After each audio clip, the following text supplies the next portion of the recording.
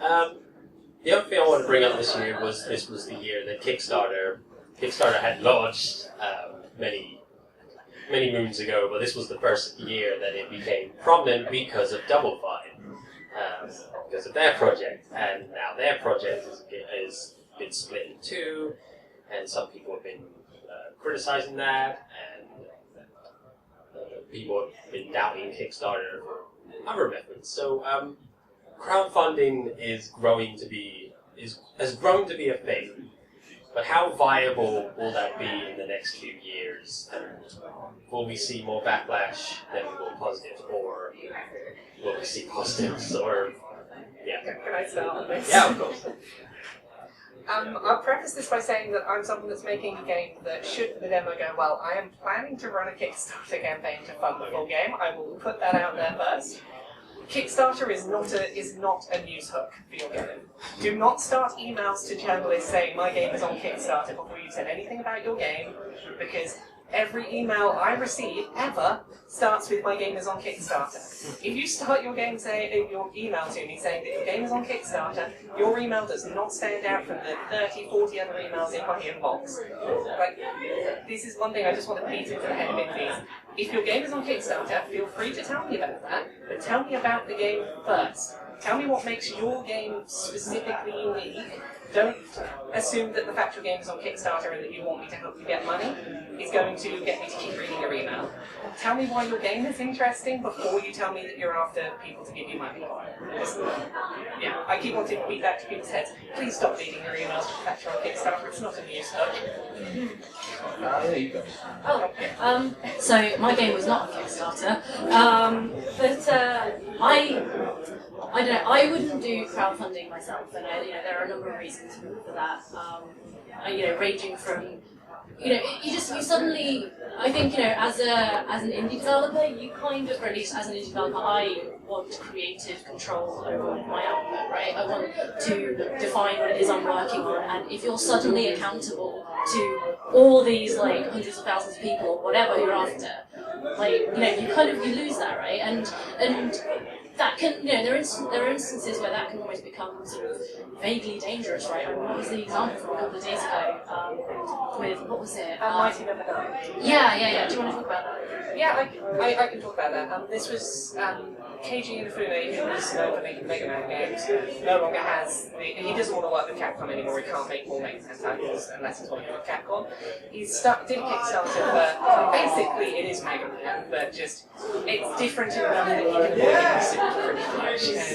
And there was a lot of controversy. Basically, they brought on a new community manager, and they announced this during a Kickstarter update to all their backers who put money in, and various things happened. But from what I can tell, the internet got angry that the community manager was a woman. It then kind of proceeded to be like, well, she'd never played a Mega Man game, and this and that. And they were sort of demanding that this decision they made as a company to hire this person as a community manager, that they take back their decision and be like, no, you can't hire that person, or I want my money back, because we don't like this decision you made about the game, and all that sort of thing. And it got rather ugly at points. There was a lot of very vitriolic stuff going around on Twitter towards this new community manager, and it's this sort of scary thing that once you are taking money from the fans, whether they have a right to or not, a lot of fans will feel like they have a right to creative say in the game you're working on.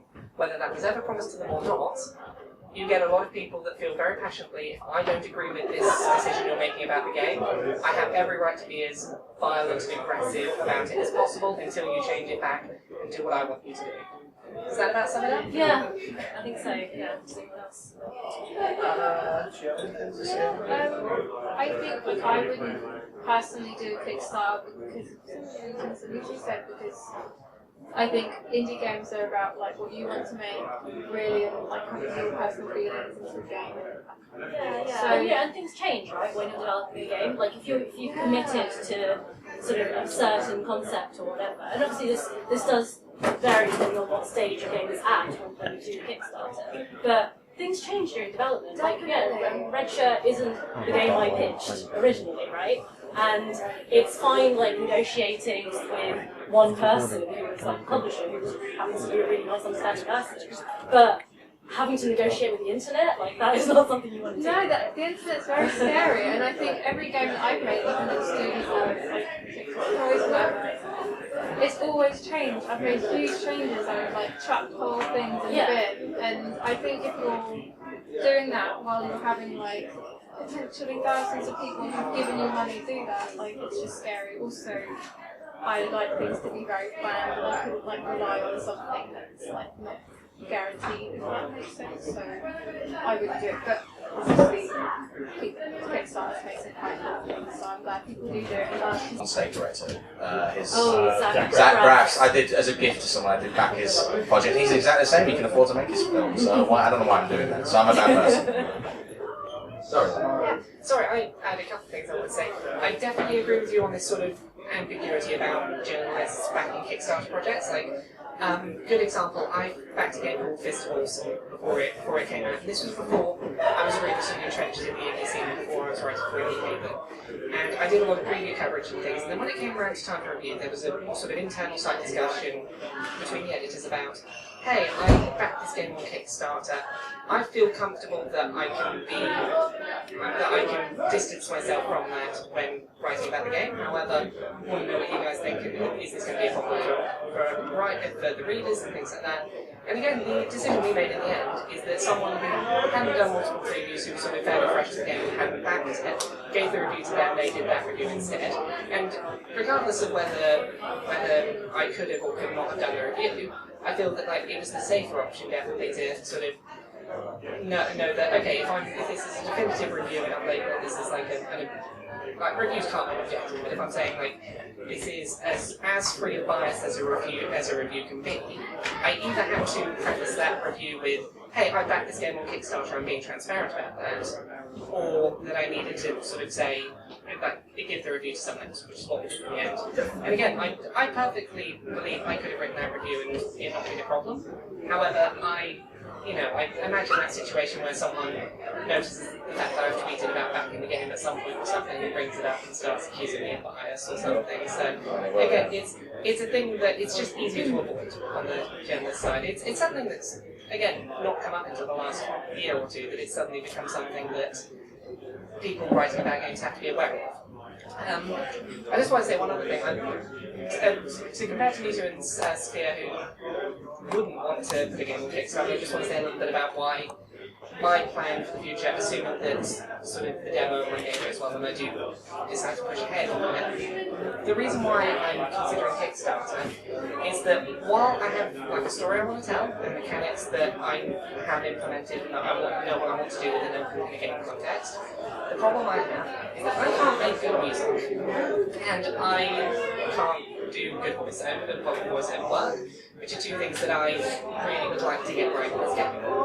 There are people that I know that I feel would be perfect for those roles, and I can barely afford that. I can't afford to be paying voiceover people and musicians to be doing work on my game. I can't afford that out of pocket. It would take years and years for me to be able to afford that work. So it's a case of either I, try and do those things myself, and the game is going to be subpar. I'll have to make compromises over who I have doing music or whatever, and it won't be to the quality that I ideally want it to be at. The other alternative, I guess, is funding it myself, and again, that would take so much time that it would be a lot longer before the game ever sees light of day. No, with something like that, assuming I plan it out, have it planned out enough that I know, okay, this is how much I'm going to need to fund at least the bulk of that, and I can always self-fund at the end if there's additional stuff that's needed. And that's the stuff that I can't afford to do as someone that has like a passion project that I want to create but have no budget.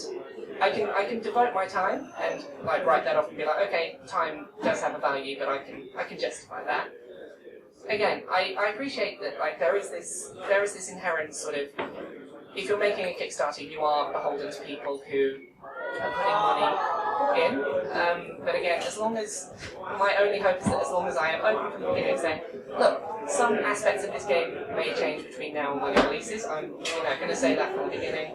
What I'm asking here for is not money to make the game. I'm asking specifically for money for these assets that will be in the game. If the Kickstarter doesn't happen, the game will still come out, it just won't have as good music, won't have as good voice acting. You know, your money is not changing whether this game occurs or not, your money is going into music and voice acting. And I don't know, I'm assuming as long as, and maybe I'm being optimistic, but I feel like as long as I'm open that that's what that money's going on to, it's not going on to developing the game itself, and that, you know, this is money for those assets, not for the core game experience, then I would hope that that would work. Again, I don't know. Yeah, I mean, I think, you know, something which kind of addresses both things you just said, like firstly the sort of weird ethical position that exists with Kickstarter, and the second thing, I think, you know, it's really a problem of like managing expectations, right? It's because Kickstarter exists in this space where, like, is it a pre-order? Is it like a micro-investment? Like, what is it exactly? Because it, you know, it's not like any of those things exactly. So, but yeah, so like if you sort of set up, if you like manage the expectations of the community that you're seeking to get sort of kickstarted by, then maybe those problems can be solved, and maybe that is only true up to a certain number of people, because I think more people know something, more likely there are terrible people in there. But yeah, that's kind of what I'll say.